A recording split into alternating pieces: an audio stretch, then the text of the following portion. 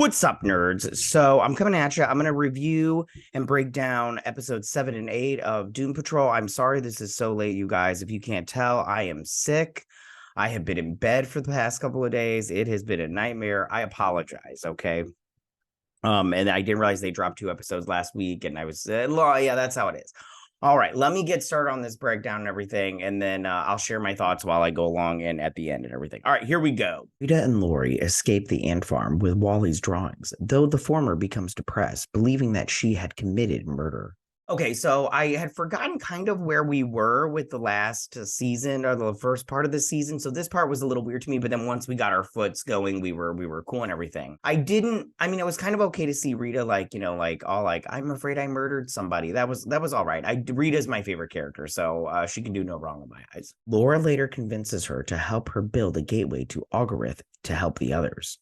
When they had created the little portal, I was confused on what they were doing. They didn't do a good job of explaining that portion of it to me, at least. But it was fine. These two, I love their drunk shenanigans. I was like, I want to join you two. You look like a lot of fun. They're just getting drunk, building own portals and everything. So it was really fun. In Algorith, the group manages to escape captivity. Vic and Derek split from the group to find Larry, while Jane and Cliff go to find Wally. I still don't care for Cyborg not being Cyborg. It's really weird to me. And this whole dimension is like weird. That's the whole show. Larry seems like such a whiner to me, like constantly to the point where it's just obnoxious and annoying now. And then Jane and Robotman Cliff, they're always fun. They do a lot of swearing. They encounter Wally, who shows Cliff a vision of a potential future where he can be happy with Clara and Rory, prompting Cliff to willingly surrender his longevity.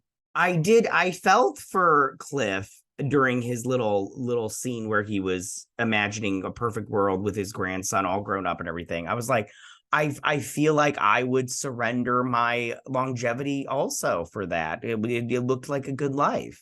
As the agents of Immortus finish their ritual, Rita and Laura reunite with the group, and they are also joined by Dorothy and Casey. It was kind of weird also seeing Dorothy and Casey show up, but I mean, I guess they had to and everything. And then when the Immortus followers, when they, died, I was like, that's weird when you want your followers around anyways. And it seemed like a hodgepodge of nonsense.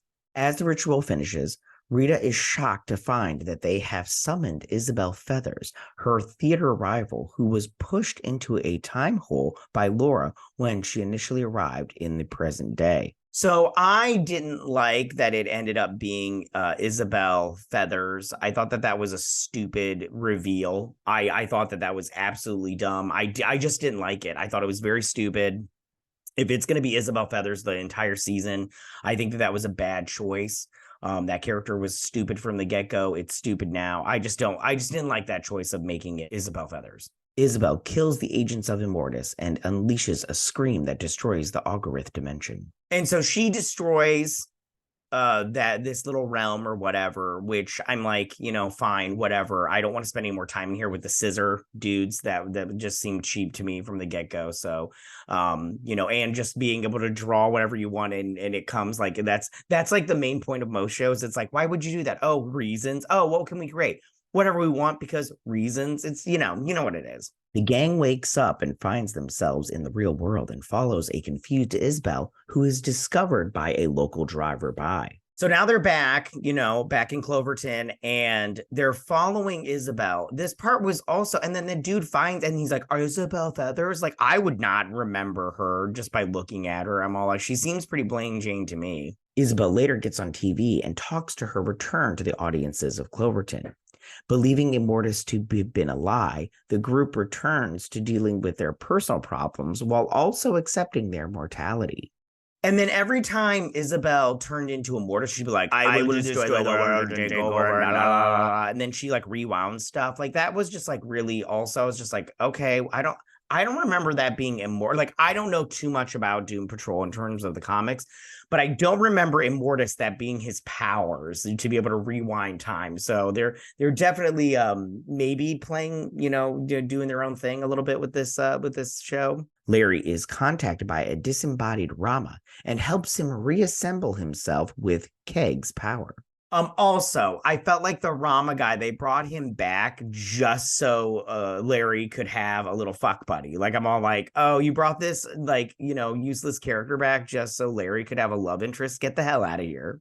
Cliff panics as he attempts to find the zombie bud he didn't kill, while also struggling with his Parkinson's condition. Again, we're going back to the zombie butt, which I completely forgot about from the last part of this. I was like, oh yeah, the zombie butt. Yeah, and then that one woman is taking care of it.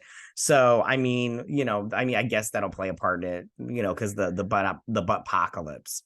Casey tries to befriend Jane, who is lost in her own mind and unable to reach the underground and offer counsel, but is rejected. Jane not being fine with her underground, I thought that was kind of interesting, but they didn't go anywhere. And then Casey kind of being her love interest a little bit, I did like how she was like, I rearranged these puzzle pieces, and she's like, you put them in, useless piles. And she's like, they're not useless piles. They're arranged by color. And I was like, ooh, that's got to mean something. Maybe that's how she finds her way back to the underground and her other personalities. But the Casey character just seems like really like, I don't know. I don't want her there, but whatever.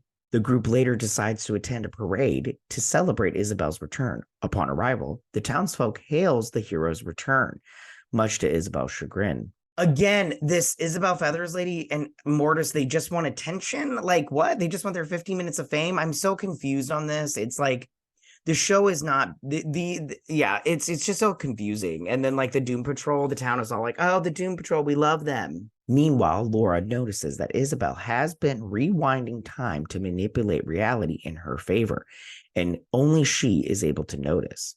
And Laura trying to confront Immortus, like you never tell the bad guy that their scheme. You never tell the bad guy, and I'm just like, so it was just really weird. When Isabel finds out that the parade is intended to celebrate the Doom Patrol, she snaps and unleashes another scream. And then so she does her banshee cry and just, is going to destroy Cloverton like she did that one dimension. I don't know. I don't care. I have to be honest, these 2 episodes were really like not that great to me. The show is really weird. Like that's kind of how it is. It's very niche and everything, but for the most part, I have liked the show, but not these 2 episodes. And the payoff of Immortus being the Isabel Feathers character was just so like wah wah wah. I was just very much like I could go without this nonsense. So we'll see how it turns out for the next for the rest of the season, this final season, everything. And I'll make sure my review is on time and stuff this week. But yeah, I just didn't think these episodes were that great. And I'll go into it further later on. I've been waiting so long for this one, and I don't want to take up any more of your time. So that is my breakdown and review of these 2 episodes, episodes 7 and 8 of Doom Patrol season 4. Tell me what you guys thought about these episodes. Did you like it? Did you not like it? How did you feel about the reveal of Isabel Feathers being Immortus? Like, are you like me? You thought it was stupid and that was a bad decision? Or did you love it and thought it was like, subverting expectations kind of thing? But tell me what you guys thought. Go ahead and leave all your comments in that section down below. If you like this video, go and hit that like button. I won't mind. If you're new to my channel, please hit that subscribe button. I'd greatly appreciate it. And we'll see you guys on my next breakdown and review of Doom Patrol. You guys have a good week. Bye.